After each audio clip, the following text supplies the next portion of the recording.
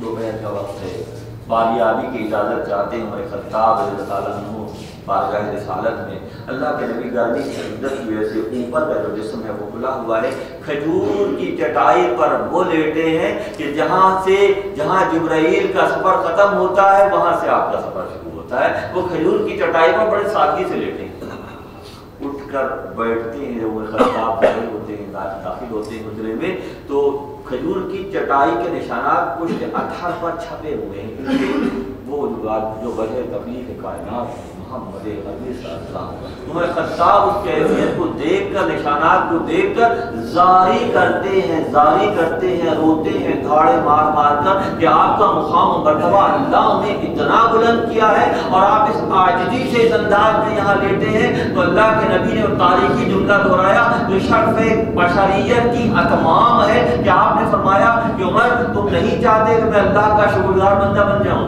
शुक्रगुजारी आजिज़ी और इनकिसारी में है। अल्लाह का मर्तबा क्या है और अंदाज़ ज़िंदगी क्या है। हम उम्मती होने का दावा करते हैं, सुन्नतों की अहिया की बात करते हैं, हम जरा अपने दिलों को टटोलें कि हमारी ज़िंदगी में किस अंदाज की फिक्र रची बसी है। तो कोई शायबा है सादगी का, इंतसारी का, तो कोई झलक है उस अंदाज की कि इख्तियार तो पूरा है, इंतहा पर इख्तियार। अल्लाह युती वला खासिम, अल्लाह देता है और मैं तक़सीम करता हूँ, ये इंतहा की बात है। जो कुछ जिसको जहाँ जहाँ जब जब मिलेगा सिर्फ वसीला मुस्तफ़ा से मिलेगा, इसके अलावा कोई सूरत नहीं है, इसके अलावा कोई सूरत नहीं है। जब ज़्यादा आपने और बहन के खून बहने लगा तो उमर खत्ताब का दिल थोड़ा सा पसंद गया कि अच्छा ये बताओ कि तुम क्या पढ़ रहे थे। ये कुरान है और उसके लिए तहारत ज़रूरी है, मैं तुम्हें वो नहीं दिखा सकती। उसकी क्या शर्त है? तो शर्त ये है पहले नहा धोकर गुस्ल करो, अपने आप को मुताहर करो, अपने आप को ताहिर करो, अपनी ज़ाहिरी नजासतों को दूर करो। उसके बाद ये वो कलाम है तुम्हारे हिस्से में आएगा। उमर खत्ताब खामोशी से गए और जाकर उन्होंने अपने आप को साफ किया, गुस्ल किया, कपड़े तब्दील किए, वापस आए। और वापस आए तो इतने में वो जो कबाब नामी सहाबी जो छुपे हुए थे वो भी निकल कर आ गए। आगे फरमाया कि उमर खुशखबरी है तुम्हारे लिए, खुशखबरी है तुम्हारे लिए कि अल्लाह के नबी ने अल्लाह की बारगाह में जो दुआ की थी गालिबन उसकी कबूलियत का वक्त आ गया है कि तुम्हारा दिल पसीज गया है। ये इस बात का सबूत है कि तुम्हारे लिए दुआ जो मोहम्मद अरबी सल्लल्लाहु ने की थी वो यकीनन कबूल हो गई। मैं तुम्हें बार बार पेश करता हूँ, अभी क्या सूरत होगी? सूरत ये है कि चलो आखिर के पास चलते। दारुल अरक़म में जब इस्लाम का क़याम था, हमजा भी मौजूद थे, दीगर असहाब भी मौजूद थे। दूर से आता हुआ देखा गया कि तलवार लटकी हुई है और उमर आ रहे हैं।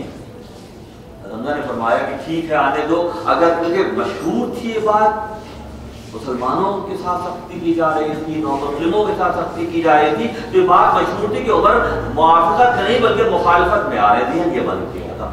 हमजा ने फरमाया कि ठीक है आने दो। अगर उनका इरादा नेक हुआ तो कोई ख़बाहत नहीं है, वरना हम यहाँ इतने ज़रूर मौजूद हैं कि उमर से मुकाबला कर सकते हैं। इतने में जब वो घर के करीब आ गए तो आक़ा नामदार अहमद मुज्तबा मोहम्मद मुस्तफ़ा बाहर निकल कर घर से गए और आप उमर से बहुत करीब हो गए।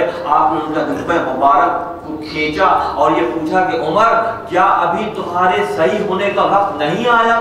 ज़ाहिर है अल्फाज तो वैसे के वैसे अदा नहीं कर सकता, मगर जो मज़मून है इस अंदाज का उसका मफ़हूम ये है कि क्या अभी वक्त नहीं आया कि तुम अपनी रविश को तब्दील कर दो? तो उमर खत्ताब ने फरमाया कि वो वक्त आ गया है और मैं दीन को कबूल करने के लिए आपके दरबारगाह में हाजिर हो गया। नारे तकबीर अल्लाहु अकबर के नारे पूरी वादी में गूंज गए। उमर खत्ताब जो अब तक इस्लाम के दुश्मन समझे जाते थे, आज उन्होंने दीन को कबूल कर लिया। तो फिर क्या हुआ? वो तमाम वो ताकतें जो तबीयत में शिद्दत थी और नस्ल अल्लाह की मसलहतों में समझ गए।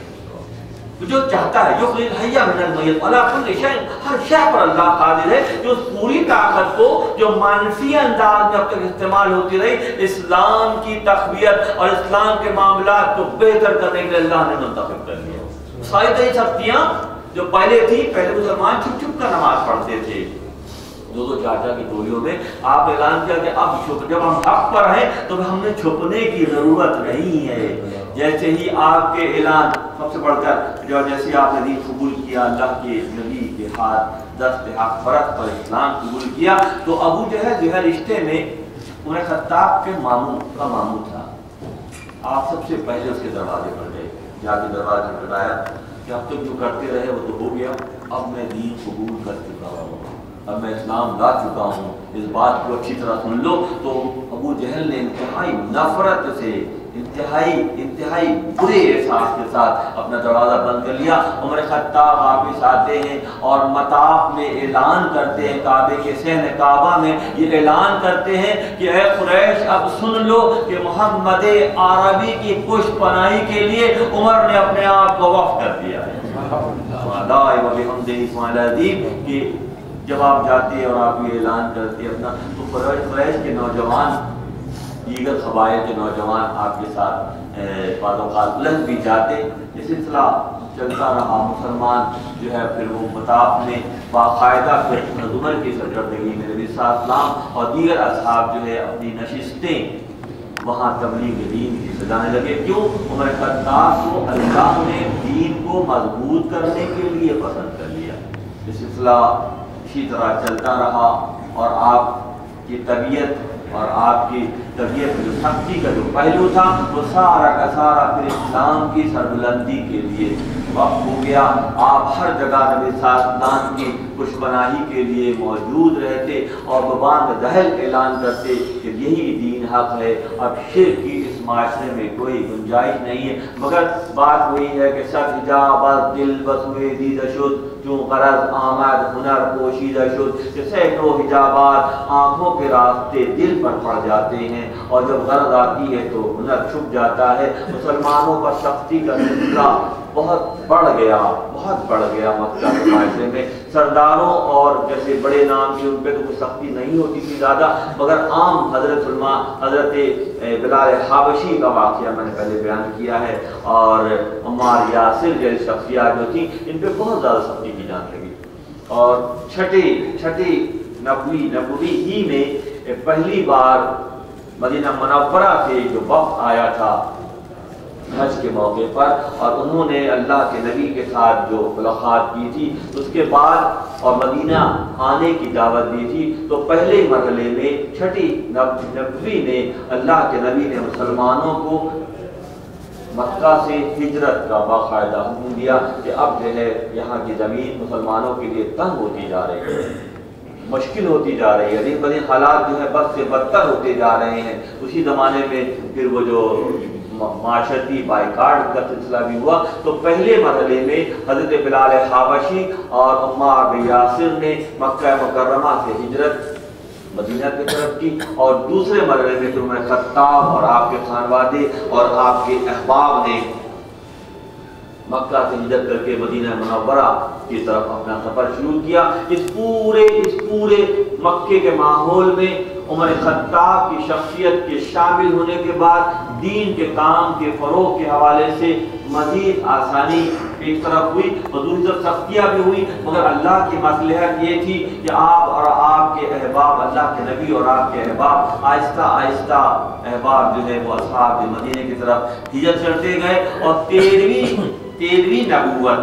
नबूवत के 13वें साल जो है अल्लाह के नबी ने आज खुद फिर अल्लाह के हुक्म के मुताबिक मक्का से हिजरत करके मदीना मुनव्वरा की तरफ सफ़र जो है अपना शुरू किया। और ये उमर फारूक की हयात पे मदीना मुनव्वरा के हवाले से हर मौके पर आपने दीन के फ़रोग़ के हवाले से, हक़ानियत की इजरा के हवाले से, नबी सल्लल्लाहु से अपने ताल्लुक़ के अमली इजहार के हवाले से हर मौके पर आपने अपना किरदार अदा किया। बेशुमार हयात के वाक़यात हैं, नबी सल्लल्लाहु के साथ आपकी निस्बत और आपकी क़ुर्बत के वाक़यात हैं जो सीरत की किताबों में बेशुमार वाक़यात भरे पड़े हैं।